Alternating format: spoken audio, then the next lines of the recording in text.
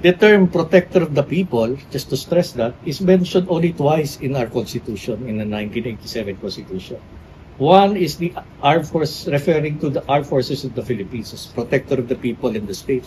And secondly, only and lastly, referring to the Ombudsman and his deputies as protector of the people. So, ganun yung respetong binigay ng Constitution sa Ombudsman. And dapat ganun ang kabigat yung trabaho ng Ombudsman din, na pangalagaan ang kapakanan ng bawat tao at bawat mamamayan. So I think the Ombudsman has been underutilized until up to now. So dapat gampanan nila yung mandato ngayon in accordance with law.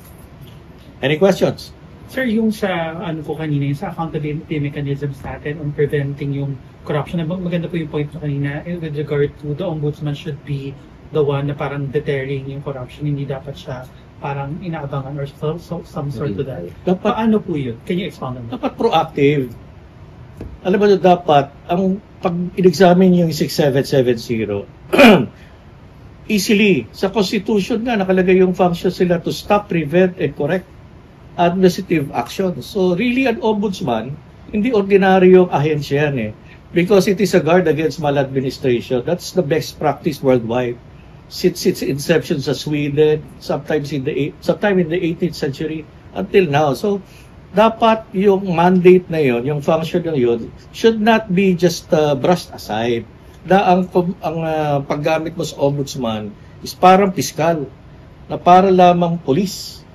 So, prosecution, enforcement, importante yun. Kaya lang when you talk about prosecution, prosecution, ang habang proseso yan Ang madaling proseso is the exercise of ombudsman of his administrative powers, the power to discipline officials when they are straying from the fold. Because yun ang mandato niya. Prevention is the best practice worldwide now, and I think the Office of the Ombudsman should perform that function to the hilt. More importantly now.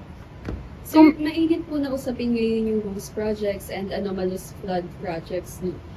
As ombudsman, how can you ensure na mape-prevent po yung mga ganito?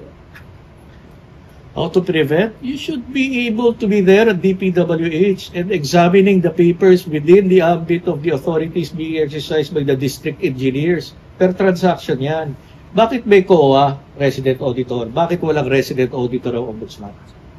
Yan ang dapat. So ang plano ko, really to engage that and return to the resident ombudsman program for key agencies in government, hindi lahat.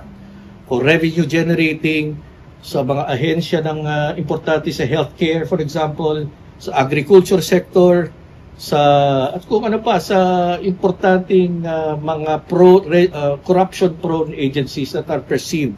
So easily to revive that, I think it's important na merong bantay, may proactive na bantay. Hindi lang yung meron ng anomalya at nalustay na yung pera. Pero yung bantay na sa paglustay ng pera, importante. Saan po manggagaling, sir, yung resident ombudsman? Sa agency or sa central? Dapat sa ombudsman. Ang naging problema yata ng resident ombudsman before is budget. I think that can be fixed. Or a good leader should be able to manage that problem appropriately.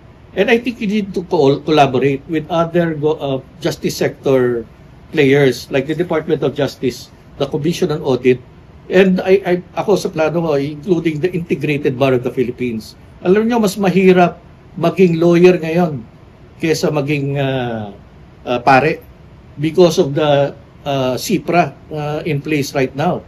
I think you're familiar with that. So you respect that. I'm happy to be endorsed by the Integrated Bar of the Philippines, dominating me, which I've accepted. So I think I'll reach out to IBP and to commission or deputize government lawyers as may be appropriate to help out in the fight against corruption. Sir, kanina nabanggit niyo rin po yung low cases filed by the immediate former ombudsman, which, very, very dismal in terms of numbers. I didn't say dismal, that's your word. That's my word. Nakikita niyo po, kasi sabi po kasi yung reason doon with regard to the jurisdiction of Sandigan Bayan. Among the reasons being mentioned is the confusion with the RTC and the Sandigan Bayan. Well, I'm not confused. Maybe they are confused and for a reason I don't know. I'm not confused because when you think about the exceptions coming into play, if there's no actual injury to government and for transactions less than 1 million, what's confusing about that? That only pertains to cases na very limited in scope as mga small fries. But when you're talking about 600 million transaction, sasabihin mo walang actual injury to government because hindi stated ang actual figure na kinurakot. There's a figure there, it's 600 million. And when you talk about corruption cases, the fact is dapat i-spell out yung because when you engage with a suspicious transaction involving 100 million and your mandate is just probable cause, maybe it's up to the court to decide where the actual injury lies. That at the earliest outset na you negate it. Bukod po dun sa resident ombudsman. Meron ba, Jairo? Last lang po. For me, baka may nang-focus sila. Bukod Okay sa resident ombudsman, paano pa po natin ma-utilize ng gusto yung ombudsman? Kasi yung probable cause lang naman po yung threshold. So what's stopping? Wow. Administrative cases is a probable cause. It's substantial evidence. Biro mo nyo yun, to discipline officers in government, you just need an evidence that a reasonable mind will consider as able to support a conclusion. You can suspend, and you can easily suspend for important cases involving high-profile individuals or amounts that are substantial. I think you can exercise your prerogatives more flexibly using that perimeter. Thank you very much, Jairo, and maraming salamat sa inyo. Last po. On lifestyle checks lang, sir. Sabi niyo po kasi kanina, you agree with lifestyle checks, pero dapat hindi po masyadong energy ang inaano ng gobyerno po doon. What I meant there is ayoko ng fishing expedition. I think wild yun. Ang importanteng malaman natin, at this is stress, hindi bawal ang maging mayaman sa Pilipinas.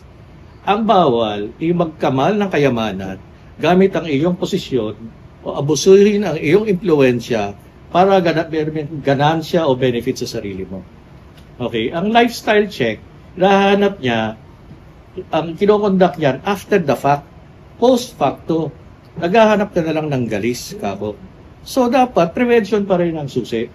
Diba? Pag lifestyle check kasi, okay, makahanap ka, meron may sufficienting mga liabilities na ma-determine mo utilizing existing law, like 6713, 3019, even the old 70-year-old law na for features at 1379. And even the anti-money laundering, kung ang pera na nakikita ay nanggaling sa krimen, na katulad ng bribery o na pangungurakot sa gobyerno, pwedeng mag-apply ang AMLA. Pero, again, post facto to eh. Ang sayang na energy na aghahanap ka ng peklat. Diba? At doon magsisimula ka ng investigasyon. Again, sa prosecution, investigation, power to eh. Doon ako sa prevention.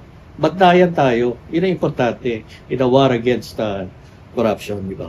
Maraming salamat at sa